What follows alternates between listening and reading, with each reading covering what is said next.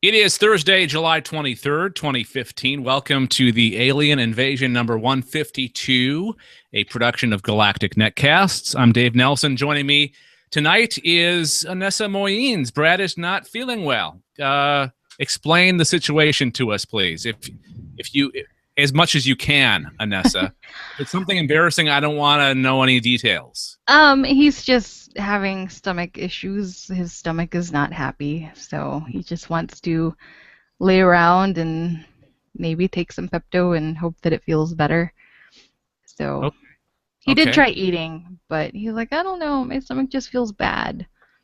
So I've been there before. I mean, you never, you know how your stomach feels bad and you're not quite sure which way it's going to go. exactly. That's where he's at right now. Yeah. So and that's when you just say, I think I'm just gonna lay down for a bit and chill. So It's not doing anything too drastic. We'll keep right. mellow, and yeah, I totally understand. Well, okay.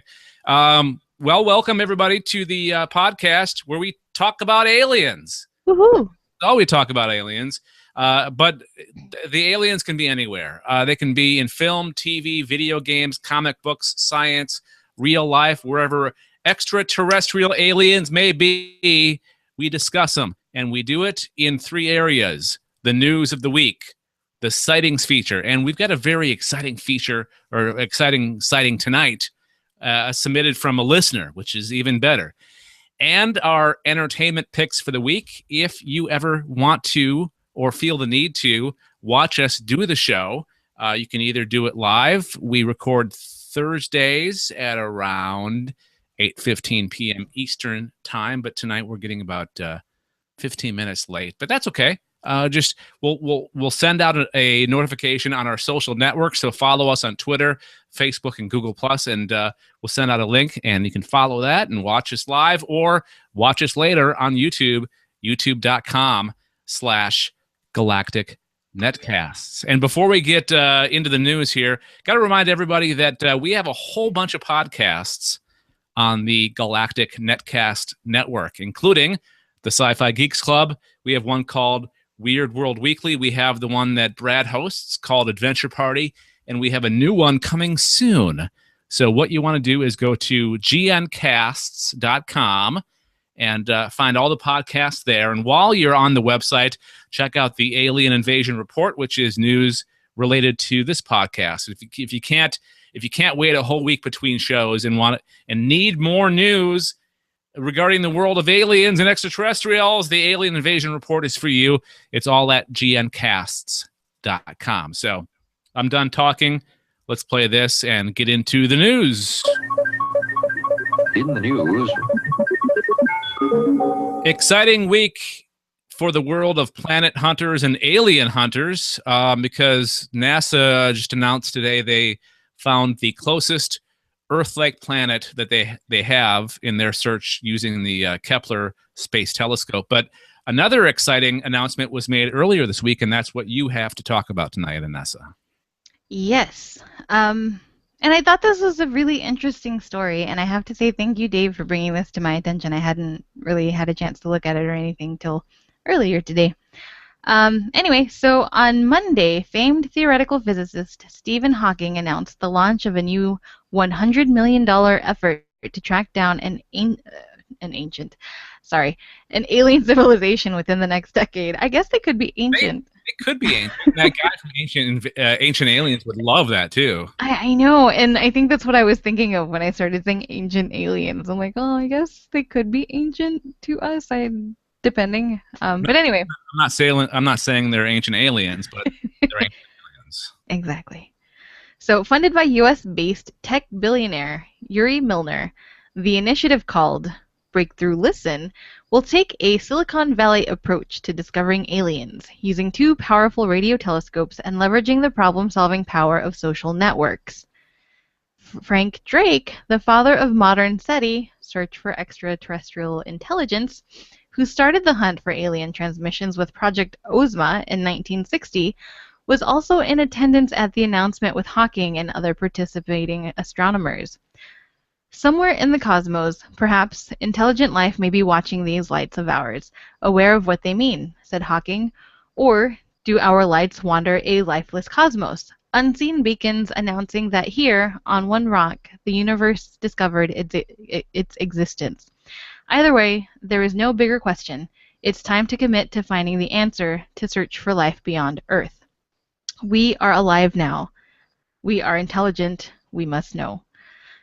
According to Breakthrough Listen, this will be the biggest scientific search for intelligent extraterrestrial life, a survey that will cover 10 times more of the sky than previous programs, monitoring 5 times more of the radio spectrum, 100 times faster, reports BBC News. Breakthrough Listen is the first half of the group's mission. The second, Breakthrough Message, will consist of an international competition to compile a global message that will one day be transmitted to another civilization. Breakthrough Listen will take observational data from the Green Bank Telescope in West Virginia and the Parkes Telescope in New South Wales, Australia, and the public will be asked to participate in the SETI at Home project, the stalwart alien hunting software that first appeared in 1999 to leverage the distributed computer power of computers connected to the internet all over the world. Now, I thought this was really an interesting article, and I was talking to Brad about this while we were at lunch today. And one thing that really confused me when I saw that Hawking is spearheading this new search for alien life, intelligent alien life at that, is I remember hearing about Stephen Hawking saying that that's a bad idea. And I went to the Googles and I found a couple of articles from 2010, like April 2010, on Popular Science and NBC News. And yeah, like there was a new Discovery Channel series where he said that he thinks aliens exist, but we should do everything we can to avoid meeting them. And even goes on to say that if aliens ever visit us, I think the outcome would be much as when Christopher Columbus first landed in America, which didn't turn out very well for the Native Americans. So yeah. I'm really curious what changed his mind about that. You know what? A couple of things. I think number one, I don't believe that he's actually officially part of this. I think he lent his support behind it, but I don't think he's actually one of the owners or part of the head people that's heading this up. That story makes it sound that way, but I've read or heard some other stuff saying that he wasn't officially part of this, but he was there to present it to the world. So maybe that's how he gets around this a little bit. Maybe, but I mean, if you were so against getting in contact with another alien species, would you really stand in front of the world and say, hey, let's look for aliens? Because I think this is a terrible idea. Mm-hmm. I mean, I don't know. Like, it's Stephen Hawking, and people are like, oh man, he's totally on board with this. Yeah, but if you're not familiar with other things that he said in the past, I mean, it really kind of confuses you. They could have found someone else to say, hey, yes, let's totally do this. Like, maybe they could have gotten Brian Cox or somebody to. But he doesn't. Jump on board. They don't have the name recognition that Stephen Hawking does. Well, so Neil deGrasse Tyson. Well, definitely Neil deGrasse Tyson. He's really popular, and I mean, even amongst nerds, you've got Phil Plait, you've got Brian Cox, you have. Oh my goodness, I've just forgot his name. It'll come back to me. but you've got a number of well-known names that any one of them could come out, and I really wish I could remember his name. I have a theory, and I don't know if he would stoop as low as to actually, if they offered him a boatload of cash, would he cave and go, okay, I've got all this research. I wanted these not pet projects, but all these projects, because Stephen Hawking has like the whole Hawking machine where he's got a bunch of different projects that his team is working on. Do you think that he would actually say, okay, they're going to give me this amount of money to go to my project, so in return, they want my name on this project? Do you think that's something that he would do? Um,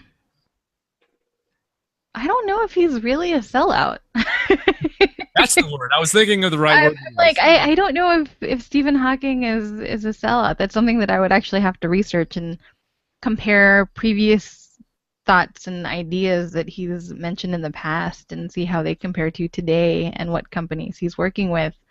Oh, and the other physicist that I was trying to think of is Michio Kaku. Okay, that guy is on every single.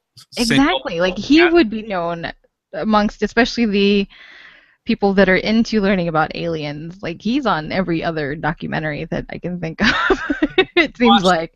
If you've watched the Discovery Channel, the Science Channel, the History Channel, any of those channels, you've seen Michi. How do you say his name? Michio Kaku, I think. Okay. I am probably saying it wrong. I mean, but you get the idea. Yeah. It'll be interesting to see if Hawking says anything in the future to kind of what's the word I'm looking for?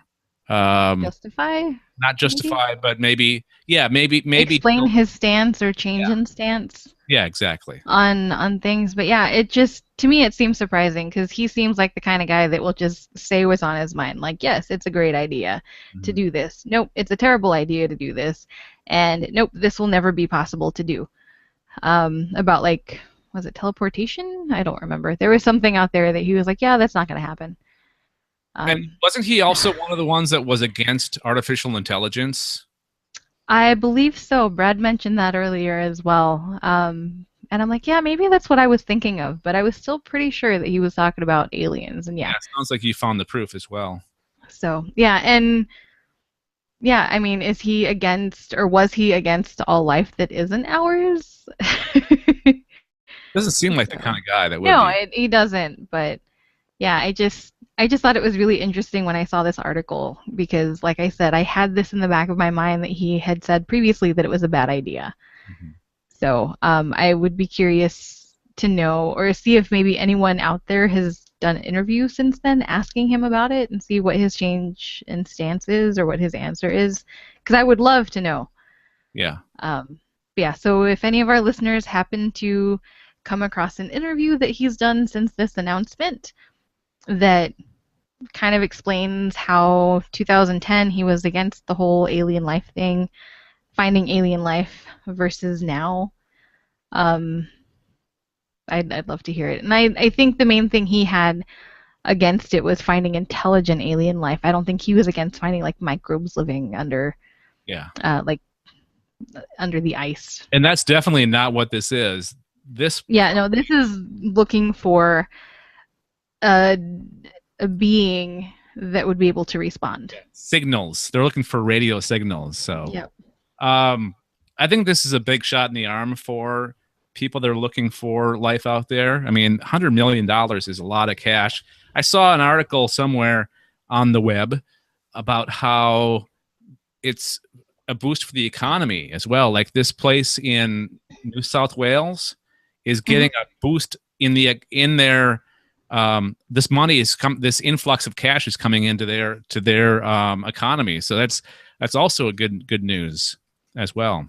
Yeah, and I mean, I'm sure it's going to create a few jobs as well, because I mean, you'll probably have people that will want to do tours or drive by or something, so they'll have people that'll be like, okay, I will escort you over here, I will talk about this equipment that's here in this field or whatever, and you can pay money or donate and off you go. I mean, they're using the money, they're using a lot of the monies to pay for time on these telescopes. Yeah. So, yeah, I can see it also just because there's more of an interest now than I think there was before in those telescopes. Then they might say, hey, that might not be a bad idea to, if they offer tours of the facilities, like up the number of tours that they offer maybe. Or add a gift shop. Who knows? You know, and also what they're covering 10% more of the sky, and they're going to be rattle off those numbers again if you can see them on the it will cover 10 times more of the sky than previous programs, monitoring 5 times more of the radio spectrum, 100 times faster. Yeah, that's a huge boost to what we were doing before. So we may Yeah. actually find something this time. You never know. Yeah, and if we can get enough people to participate in the study at home project, that would definitely help them with going through all that data that they're collecting, because it's a massive amount of data. Yeah, it's such an interesting thing to use the power of people. It's like the machine is people. It's distributed computing using people. I think that's awesome. Yep. Okay, cool. Let's move on from something real to something fake. And I didn't see this until late today. It was kind of a late edition, and I love this story. Good Wife creators, DC-based alien invasion comic thriller Brain Dead, ordered to series by CBS. This sounds so wacky. Like, there's got to be something more to it. It kind of sounds stupid in a way. So CBS has ordered a 13-episode run of the Robert and Michelle King's one-hour thriller. They're the team behind The Good Wife, which is being billed as a cross between The Strain and The West Wing. Two very opposite types of shows. The Strain. Yeah. A little bit. Have you seen The Strain? I've only ever seen like commercials for it, but I haven't actually watched the show. Is that the one that was in the Antarctic? Are you thinking about Helix? Oh, Helix. Okay, that's Helix. I don't know what that one I've seen. Okay. All right. Anyways, so Brain Dead, which is slated to premiere in the summer of 2016, follows a young Capitol Hill staffer getting her first job in D.C. and discovering two things. Number one, the government has stopped working. We all know that. And number two, an alien spawn has come to Earth and eaten the brains of a growing number of congressmen and Capitol Hill staffers. So it sounds like they're using these people as puppets, basically. They're eating their brains and then taking over their bodies, sort of like a Invasion of the Body Snatchers type deal. Yeah, that's what it sounds like. Doesn't it sound stupid though? It's just sound like there's got to be something more to it. Like they have to either that or they have a lot of trust in these people, these producers, because The Good Wife is a smash hit. I mean, it gets really good ratings, right? Yeah. Yeah, I don't know. Maybe they're hoping for something with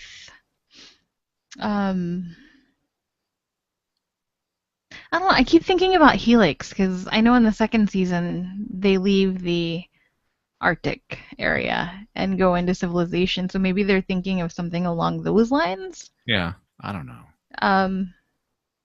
So I mean, you'd still have like some people because it says that they wanted to do, a mix of genre pulp and highbrow politics. So that's the only thing that I can think of that they would do that, because you would have to have, people putting different procedures and whatnot in place for emergency situations such as this.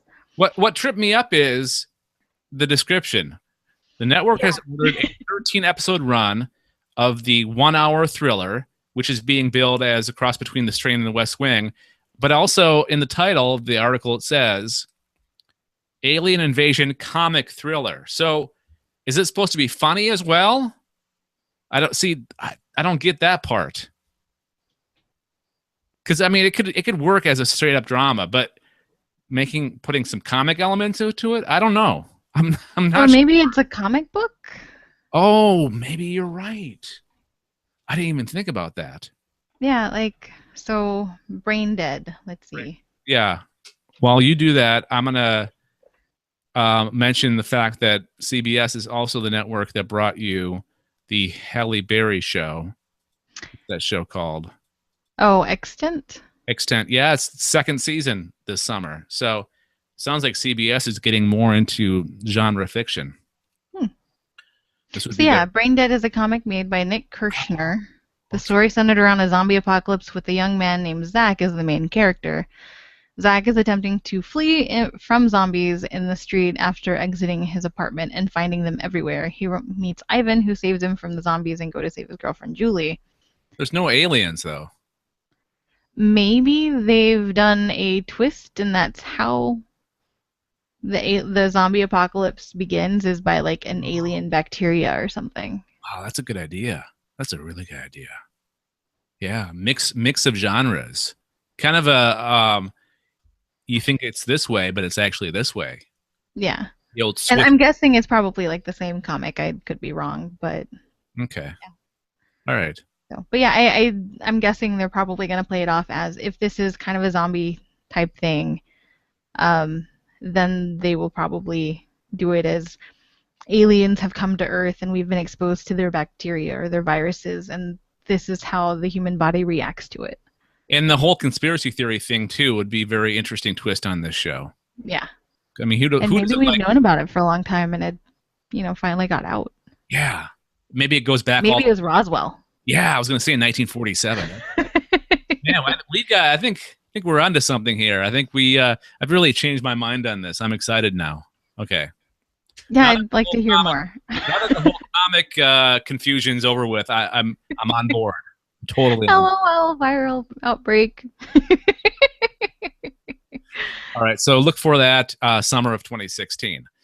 Okay, so that's the news. Before we move on to the sighting, got to remind you guys that you can leave us feedback anytime in a variety of different ways. If you have a phone, you can dial up 805-328-3966, 805-328-3966. If you prefer to just stay in your email environment, you can email galacticnetcasts@gmail.com, galacticnetcasts@gmail.com, or go onto our website, gncasts.com, and there's a little thing that looks like a puzzle piece. I don't know. It's a rectangular thing on the right-hand side of the screen. You click on that, and you leave a voice message on our website without leaving the comfort of your internet browser, I guess. So galacticnetcasts.com or gncasts.com is the website. Go there, leave the voicemail, or call us on your phone, 805-328-3966. You can also use as a text message as well, or galacticnetcasts@gmail.com. Leave us feedback, what you think about the stuff that we are talking about on the alien invasion. Let's do this. Please identify the craft you witnessed. A black, triangular, three-dimensional shape, huge, just flying, hovering minutes. Shaped like almost like between an egg and like a teardrop. Two long cylinder objects flying over me. It had a dome. I could see the occupants in It it. appeared to be rotating, and it was circular in disc shape, and it hovered for maybe about 5 minutes. All right, I'm very excited about tonight's sighting, or this week's sighting, because it is listener submitted.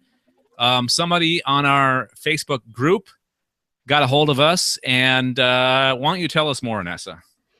All right. Yeah, so it was listened. Can't talk anymore. It was submitted by one of our listeners from the Chicago area. His name was Abel, and he included an image in the text that says, "This image was taken by a buddy of mine. It was the second time he saw the craft and got to snap the image. It was hovering over the Medina Golf Course and Country Club in the suburbs of Chicago. The first time he encountered the craft was a few weeks past, outside his garage door while having a smoke. In total darkness, well, suburban darkness, he saw the bushes and trees around him light up slowly, no sound whatsoever. Then he felt the heat. That was enough to scare him back indoors. After he told me the story, he sent me this image. I wanted to hear more. He wanted to say less."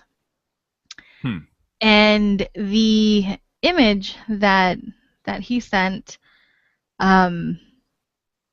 it kind of makes me think of if you're looking at a bowl from the side, it has kind of that shape. So you have maybe about 5 lights going across the top, and then it kind of curves down, and there's a few lights along the bottom, and it's probably just the angle at which he was viewing it. Yep. Yeah, I thought it was a really interesting image. I can't really see much else aside from the yellowish looking lights in that particular shape.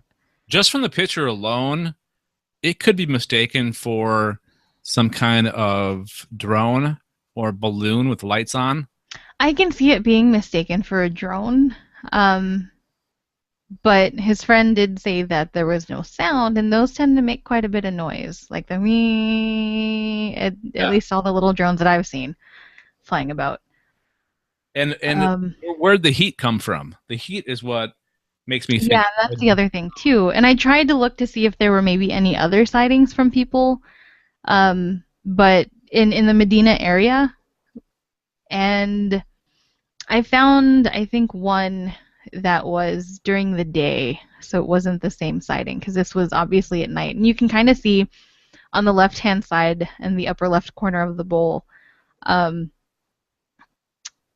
haze in the background, and I just think that would be cloud cover. Mm-hmm. And the light reflecting, because it kind of reminds me of the moon in the background, like behind the clouds, and you see kind of that glow of the cloud for a bit.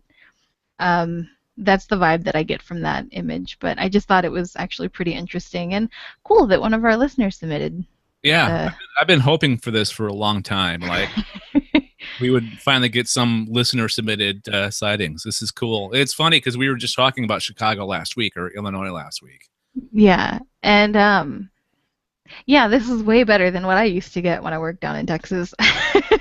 It was usually people who had confused Venus for a UFO, and after like the third or fourth day, I'm calling you back in a few days if it's still there. Okay, well, it's eventually gonna set. I'm gonna say one thing though. Don't be offended by this, Anessa, but it's Medina, and I'm just gonna say that right now before we get people from Chicago going. It's Medina, not Medina. Well, I think. Well, the way it's spelled here is Medina, and I think Medina has an H at the end. Okay. So, yeah, I think so. In my defense, I'm from Texas, and that's Medina. Yeah, it's one of those weird, like, regional things. Totally. Yeah. Yeah, because it's like when growing up, we had an area of town called San Felipe, and then I moved to Houston, and it was San Felipe. Mm-hmm. Like, how hard is it to even say, like, not to be offensive or anything, how hard is it to whiten it up and say San Felipe? Like, you don't even have to say San Felipe. But yeah, San Felipe. But no, it's San Felipe. It's like that drove me crazy. It's like when you go to a town, and I've been to new towns because of my career. I've lived in quite a few places, and you think that you're pronouncing it the right way, but then it totally, like, I think the last place I lived, which was Iowa, there were so many places that you'd think it was pronounced a certain way, but it was pronounced completely opposite, or like bonkers crazy different ways. That's me in Wisconsin. Yeah. I'm not even gonna lie, that's me in Wisconsin. I'll say something and somebody else will say, no, that's not how you say that, it's actually this. I'm like, oh, okay, because in my language this is how it would sound. Not to mention I just, and especially because there's so many Native American names up here, I haven't quite picked up on how they typically say things. So I'm always saying the wrong name. Ashwaubenon? Ashwaubenon. Yeah, I think the first time I saw a Potawatomi, I said Potawatomi. Yeah. And my friend Michelle, she laughed. I'm like, oh, I'm saying things wrong. But there's a joke. And I can tell it fairly quickly, about a town in Texas called Mejia, and it's spelled Mexia. And there are these two guys, they're passing through, and they decide to stop off at Dairy Queen to get a snack. And as they're waiting in line, they're having this debate about how you actually say the name of the town. One saying, no, it's Mejia, the other one saying, no, it's Mexia. There's an X in it, so it's Mexia. And they're debating, and they get up to the front of the line, and the cashier asks, like, how can I help you? And they say, well, we'd like for you to answer a question. She's like, sure, go ahead. He goes, how do you say the name of this place? And she stood there and she looked at them, and then very slowly she said, Dairy Queen. Oh, that's funny. So anyway, Very good. All right. and that ends Comedy Hour on the alien invasion. Next week we'll have a different joke. We should make that a feature. And that's You know, I know maybe like 2 or 3 jokes off the top of my head, and that's it. I'm horrible with remembering jokes. yeah, me too. I can never remember them either. So maybe I don't know if I've said the other joke on a previous episode or not, but someday I will say it again, I'm sure. Okay, so if you guys have any pronunciation corrections for us, please leave us feedback, galacticnetcasts@gmail.com. Or if you have any sightings, let us know, galacticnetcasts@gmail.com. Like I said, voicemail number is 805-328-3966, or leave a voice message on our website, gncasts.com. Or do what Abel did and join us on Facebook. We've got a Facebook group and page. Join either, and actually we prefer the group because it's much more engaging. People are talking back and forth. It's like a big old party. So yeah, leave us your sighting, and we'd love to talk about it on this podcast. Let's move on to our picks, our entertainment picks. These are things that we have watched, listened to, played, read, etc. that all have to do with alien some way. And this one kind of landed in my lap because I didn't have a pick. And then I realized, oh my God, I just saw this cool video the other day. I should totally make this my pick. So it comes from the Dig YouTube channel, which I didn't even know Dig was still around, let alone. Oh yeah, like I get emails from them all the time. Well, I say all the time, but like once a day. Okay. You must have signed up for something. You must have signed up for Dig a long time ago. Yeah, I signed up for it like a long time ago, and so I still get links, and it's just a list of links to various articles, and sometimes I'll click on the link and read the article because some of them are kind of ridiculous, and then trending stories or like the top upvoted stories of the day or something like that. Yeah, it's usually in the morning, so I don't know if it's like fresh off the press or how that works. But it just kind of reminds me of FARC a little bit, just with some of the stories that they show. Yeah. Yeah. Love that website. Anyways, okay, so they have a YouTube channel, and they put together a video. It's the history of aliens in film. And this is so cool. It's about 3.5 minutes long, and it basically goes from, it's like 112 years of film. It goes from 1902, from George Méliès. Is that how you say it? No, that's not it. Méliès, maybe? I'm not sure. A Trip to the Moon. So there was aliens on a trip to the moon, and it just goes from there. It goes through history of all, just real quick clips of the aliens that we saw in these movies. And there's more. And it's really interesting to watch how we thought aliens were at one point, and then as you gradually move forward in time, they get more and more like realistic, not only makeup wise, but our perception of what we think aliens are.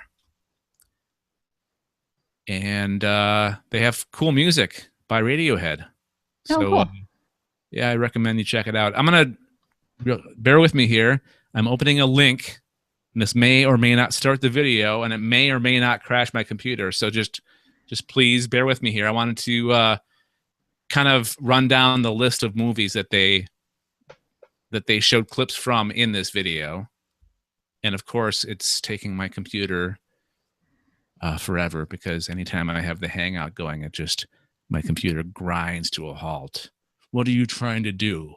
You're trying to move from where it's ridiculous. Okay, so let me pause this. All right, show more. Bam. All right. So Subterranean Homesick Alien is the name of the song by Radiohead. And I recognized it. I recognized it as Radiohead right away. They have a very unique sound. Yes, they do. Are you a Radiohead fan? Yes. What's your favorite Radiohead song? Favorite Radiohead what? Song. I don't know if I ever decided on a song. It's one of those things, like, you know, when you have like your favorite or your most enjoyed songs or like your most enjoyed books, and someone asks you a question about like what your favorite book is, and then you totally forget that books even exist. Yeah. That's what's happening. That's what's happening here. Okay, so the list includes A Trip to the Moon, which I already mentioned. Flash Gordon Conquers the Universe, The Day the Earth Stood Still, War of the Worlds, Abbott and Costello Go to Mars, Forbidden Planet, Invasion of the Body Snatchers, Earth versus the Flying Saucer. What else? Angry Red Planet. And it breaks it down into kind of, it goes from, it sections off the list from the 1900s, and then it goes into the 2000s. 2001 Space Odyssey, Solaris, The Man Who Fell to Earth, Star Wars, Superman, Invasion of the Body Snatchers, Alien, E.T. the Extraterrestrial, The Thing, Starman, The Last Starfighter, Cocoon, Enemy Mine, Flight of the Navigators, Critters, Predator, Spaceballs, Alien Nation, They Live. I could go on and on. Men in Black, Oh, The wow. X-Files, Lost in Space, Galaxy Quest, Battle Los Angeles, Attack the Block, Pacific Rim, Edge of Tomorrow, and Guardians of the Galaxy. That's the last one that they mentioned on this list or in the video. So we'll put the link in the show notes that you can check out the video for yourself. It's just basically the history of aliens in film going from 1902 until 2014, and that is my pick. Cool. All right, let's move on to yours. What did you watch this week, Vanessa? Actually, I didn't watch anything, Oh, technically. Okay. I listened. Oh, yeah.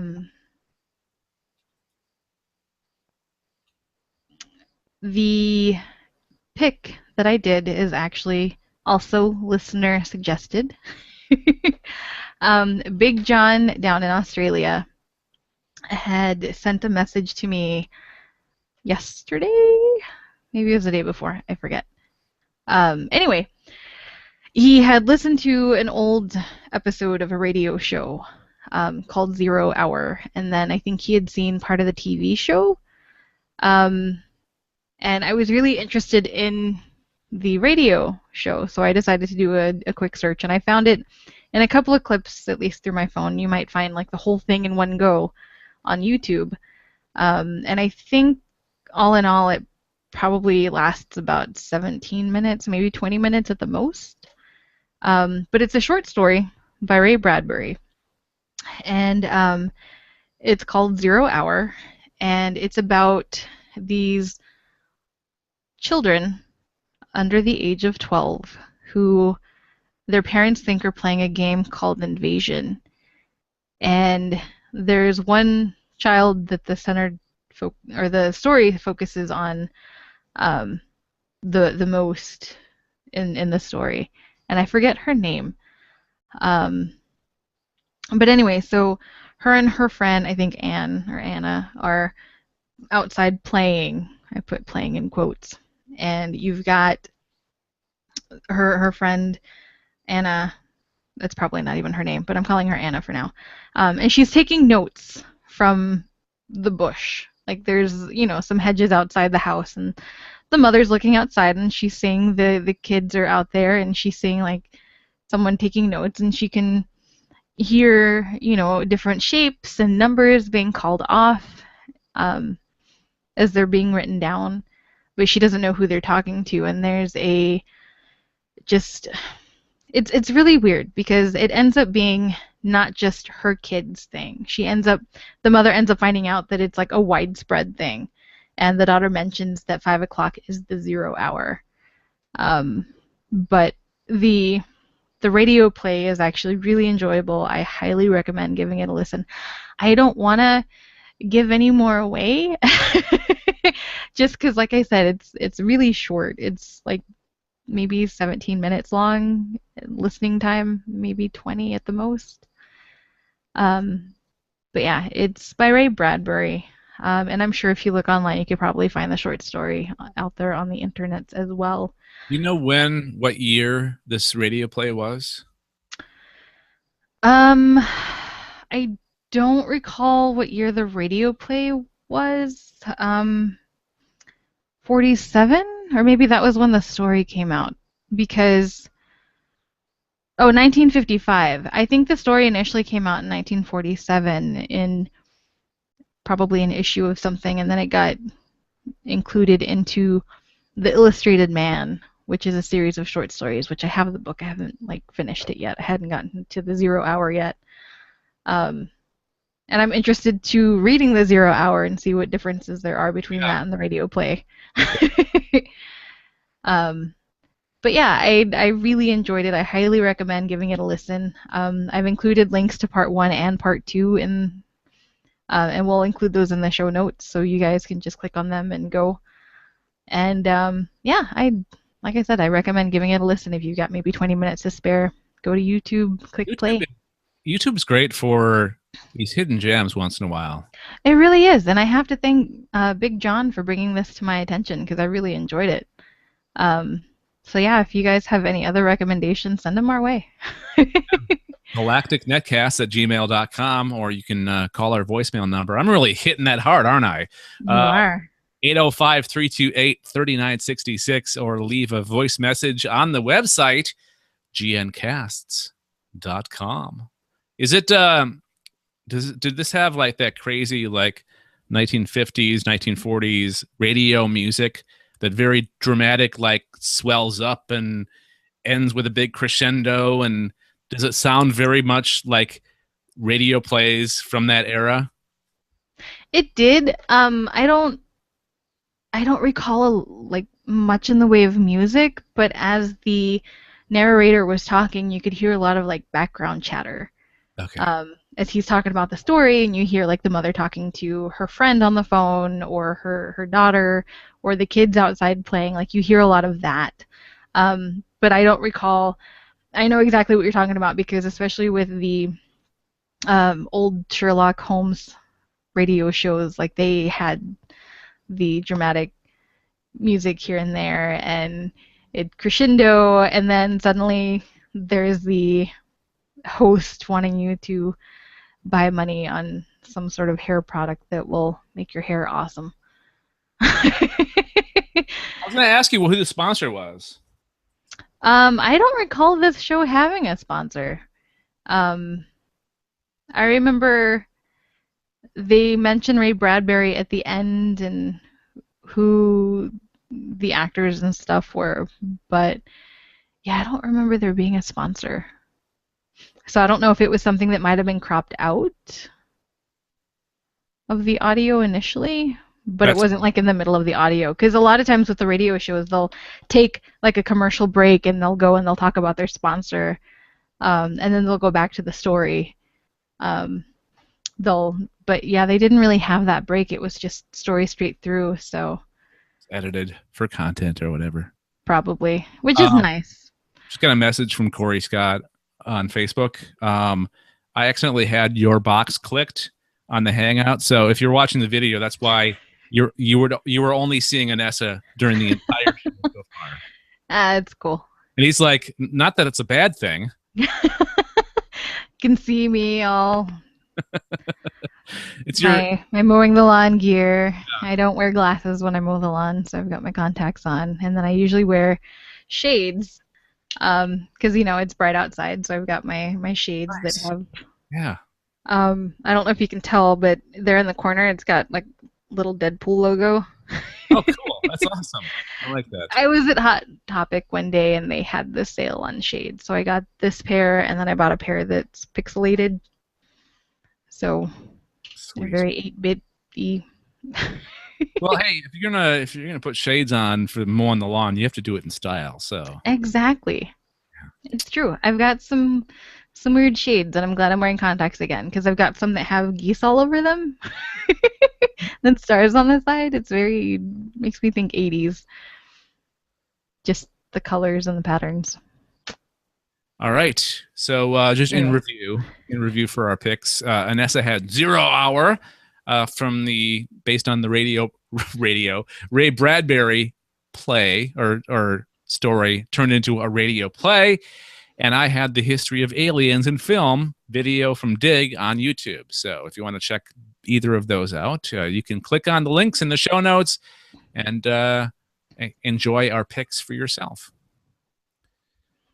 You can find the alien invasion by going to gncasts.com. Watch our episodes on YouTube, youtube.com/galacticnetcasts.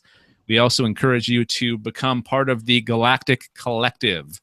And it's just a way of joining the big Galactic Netcast community. We have different levels. Just following us on Twitter, Facebook, and Google+. That's the first level. Second level is joining us on the Facebook group. That way you can interact with the hosts and the listeners, or you can support us on Patreon. That's the final level, and you can actually make decisions for the network. You can make decisions as to what direction we're going. So please join at any of those three levels, the Galactic Collective, by going to galacticnetcast.com or gncasts.com. Don't forget to subscribe. We've got the subscription page on the website as well, or just go through iTunes or Stitcher and listen to us that way. Subscribe. Make sure that you don't miss a single episode of the Alien Invasion. Thank you, Anessa, for being my one and only host, my one and only co-host this week. Thanks for having me. Final thought. What do you got? For some reason, the very beginning, well, I guess because you mentioned Radiohead, but the very beginning of the OK Computer CD, it's a song Airbag, is playing in my head, just the intro. Oh, neat. So maybe that's my favorite song. Maybe that's what my mind went to. I gave you an earworm. You did. Yeah. So. All right. Thanks, everybody, for listening. We will talk to you next time. Bye. And